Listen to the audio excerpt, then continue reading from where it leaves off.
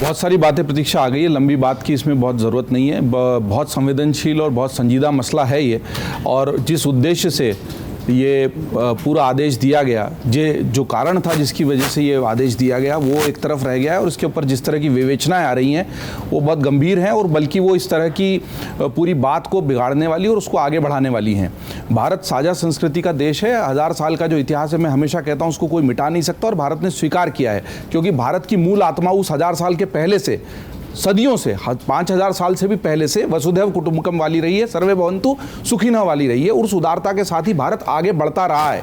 लेकिन जब जब उस उदारता को किसी ने चैलेंज किया है तो दिक्कतें आई हैं, क्योंकि अगर आपकी कोई धार्मिक पहचान है, आप उस धर्म को उस तरीके से अपनाते हैं और उसमें कोई दिक्कत करता है, तो उस सच्चाई से हमको रूबरू होना पड़ेगा।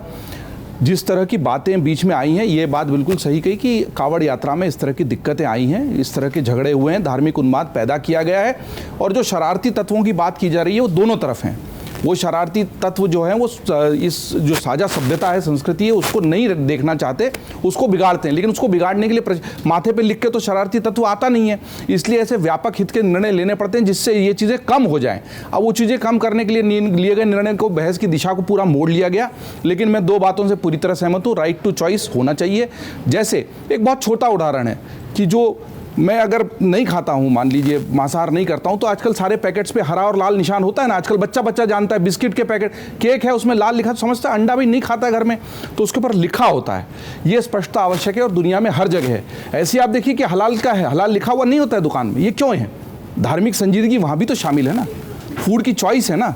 अगर वो हलाल का मांसाहार है तो वो आपको करना है, और उसका नहीं है तो नहीं करना, ये आपके तहजीब में सिखाया गया है ना। तो ऐसे ही अगर कोई चाहता है कि मेरे को स्पष्ट रूप से पता हो कि मैं क्या चीज़ ले रहा हूँ, क्या चीज़ खा रहा हूँ, क्या चीज़ स्वीकार कर रहा हूँ, मुझे लगता है उस स्पष्टता के साथ आना चाहिए। प्रशासनिक व्यवस्था के लिए दिए गए निर्णय को धार्मिक या राजनीतिक रंग देने की कोशिशें इस देश में पहले भी होती रही हैं, अभी भी हो रही हैं। ये ज़रूर मैं निवेदन करना चाहूँगा, जो भी खबरों के खिलाड़ी के शो को देख रहे हैं, सबके अपने विचार हैं, सब समाज में पत्रकारिता के साथ साथ अपने जो आगे विचार है उसको बढ़ाने की कोशिश कर रहे हैं, घटना को करीब से देख रहे हैं, लेकिन वीडियोस के बहकावे में नहीं आए। ये बात सही है कि ये इस तरह से खाने पर थूकने वाले इस तरह के वीडियो आए हैं, कुछ झूठे हो सकते हैं, फैलाए गए हो सकते हैं, कुछ सच भी हो सकते हैं, लेकिन जो ये कर रहा है वो शरारती तत्व है। इसका मतलब नहीं है कि उस धर्म को या मानने वाले सभी लोग इस तरह करना चाहते हैं। ऐसे ही दूसरी तरफ से भी है, तो संजीदा मसला है हमारे लिए। सामाजिक समरसता, धार्मिक समरसता बहुत जरूरी है। जैसे ताजिए हिंदुओं के घरों से उठते हैं, हमारे घर से भी बहुत लंबे समय तक ताजिए उठते रहे हैं, हमने उस संस्कृति को बचपन से देखा, उसी में बड़े हुए हैं। ऐसे ही कांवड़ यात्रा का स्वागत करने वाले मुस्लिम भी देखे हैं, वो सौहार्द और सद्भाव बना रहे। हम इसको जो भटकाव देने की कोशिश अपनी अपनी विचारधारा की वजह से कर रहे हैं वो ना करें।